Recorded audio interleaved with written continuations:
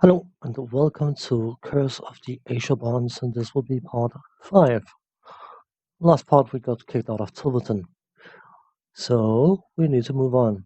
And if there's a chance to go to Shadowdale, you need to go to Shadowdale.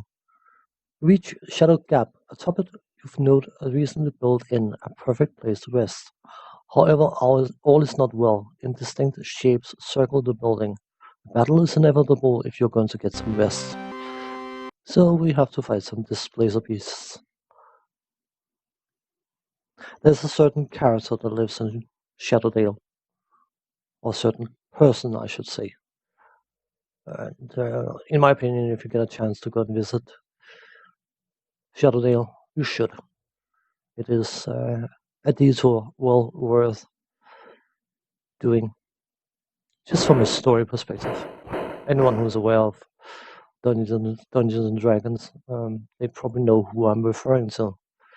A certain elderly gentleman who, yeah, he he's often used as a story vessel. He's not so much a character as an entity. A lot of dungeon masters will, if they are operating in Forgotten Realms, if there's something that can't be explained, you can always blame it on elements and it will probably fit. He's a very old sage. He's also a very, very powerful mage. There are certain stories going on about him, whereas my favorite was the one where someone challenges him to a fireball casting competition, and the other one casts a fireball, and it's quite amazing. And then Elminster starts chanting for 10 minutes and creates a fireball that's 3 times bigger than the other guy's fireball. And then, or you can do it like this, and then he flicks a finger and casts the same fireball again. So, just to prove how superior he was. He's a bit eccentric, but he's eccentric by choice, not because he is eccentric, I think. It's a well written and defined character, and I love the concept of Elminster. The displacer beasts are wearing collars. Nearby is a dark elf who has been slain by the beasts. The innkeeper tells you that the elf arrived some days ago. In his room is a letter. The letter is written in a crabbed script. I have deemed the displacer beasts to be too weak for my needs. You are instructed to continue their training in the mountains near Tilverton. It would take too many of them to lay waste to the Dale lands, but I don't want them destroyed when the dragons begin their flight. You will be contacted periodically with new instructions. The letter is signed with a symbol that matches the crescent moon bond on your arm.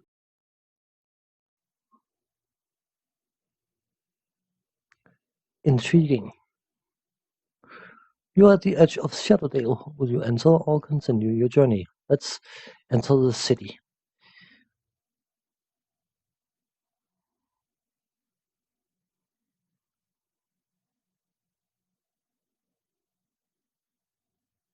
Entering the bar, of course. Need a drink. After the inn.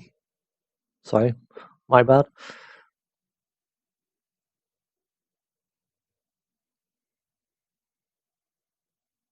You're a good quality tavern. What would you do? Have a drink.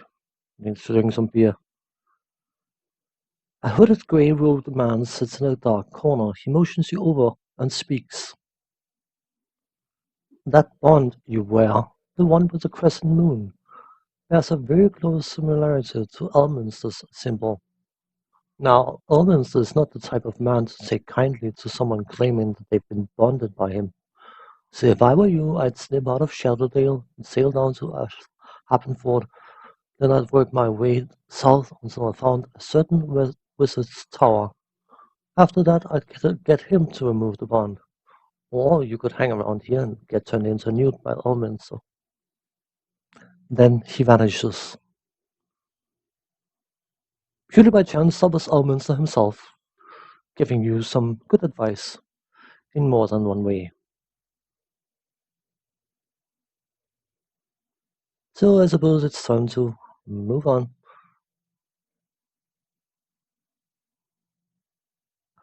Do some item management, which I will speed up because it can take a while.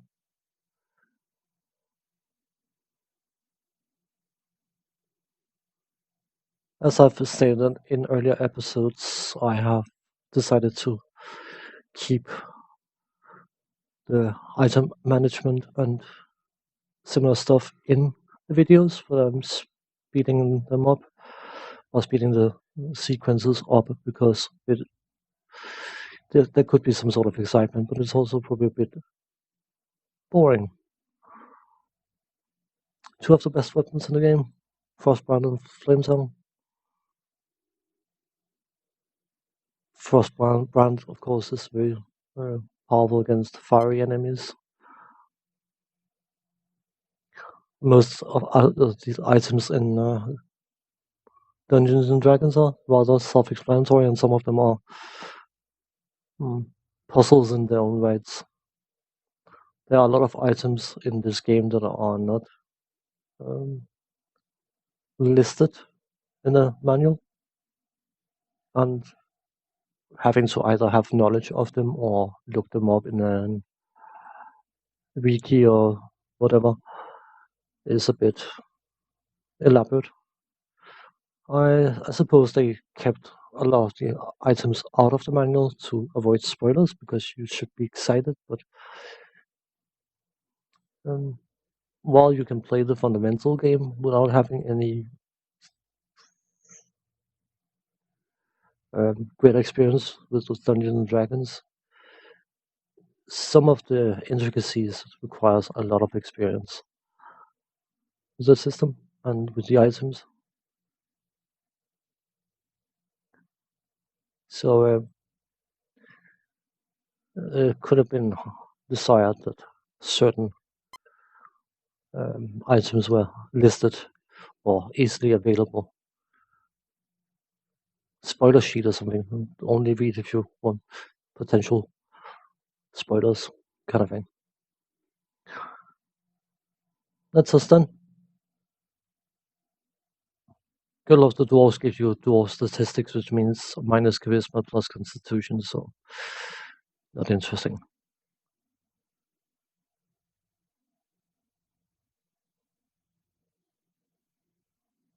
Let's go and see if we can train. We can. Three. Paladins in earlier versions of Dungeons and Dragons require an obscene amount of experience. I know it's a fighter with some clerical abilities, but the experience requirement is absolutely obscene. It makes every other class in the game seems cheap to level. And I think for what you're getting, it's not necessarily justified the cost.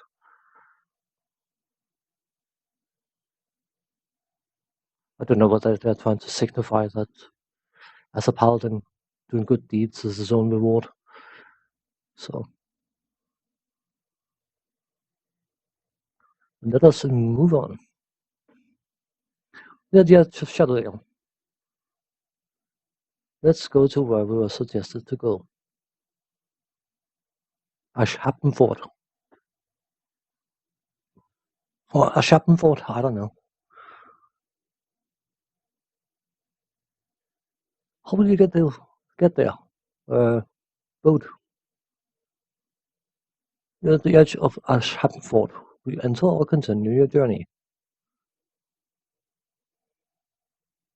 She'll journey on. The standing stone.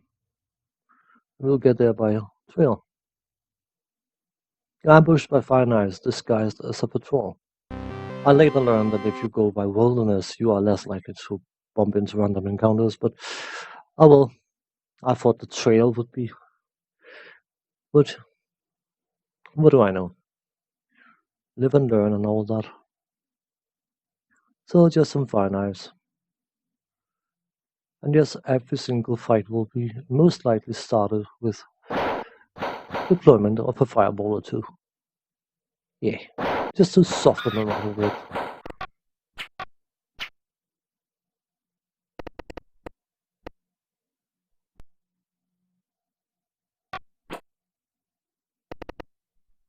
I don't know if I've mentioned it before, but something I think is worth mentioning, if a second time, then a second time. Um, this playthrough is so-called clean, meaning that I'm not going to abuse any uh, in-game features, I would call them, more than bugs, in order to improve the power of my characters. I want to keep them as they are with the available loot without doing any duplication or anything. I know that the Dust of Disappearance is horribly broken, and if duplicated, um, yeah, you can completely maul the game, and no one can actually touch you. It's a bit of an oversight. Uh, it makes for um, a decent speed run, but this is a story run, not a speed run. Though I have sped up random encounters.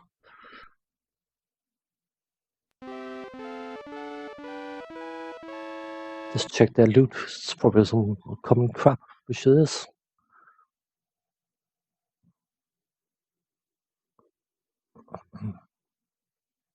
You're the standing stone. A grave old man sits against a stone, his face covered in shadow.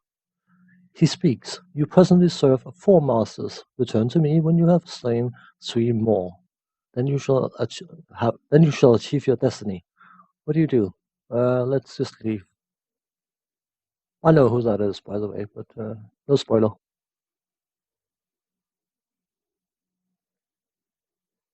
Of course, it was a great road, man, so it would be easy to think that it could be potentially Elminster because you bumped into Elminster and Shadowdale, but I think that was a deliberate choice. Let's move on.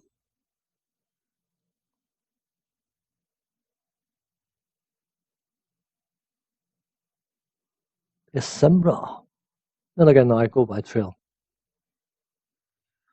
At the edge of December, will you enter or continue your journey? We shall journey onwards.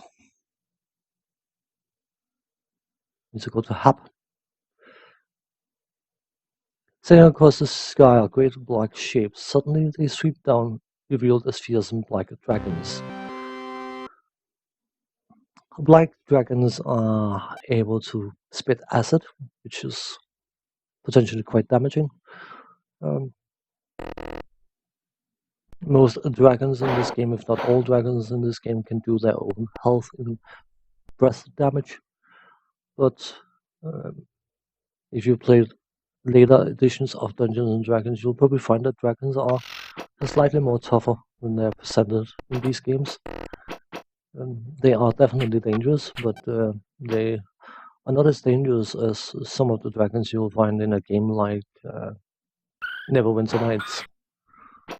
There's a dragon or two that are quite powerful.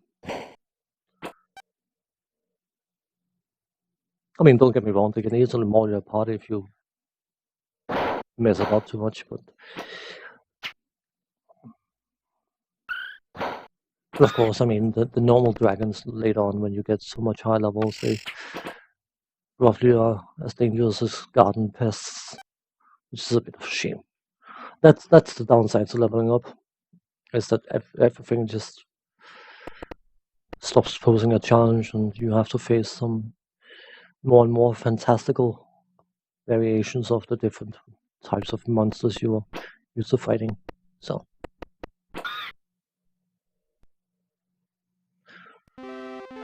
nothing.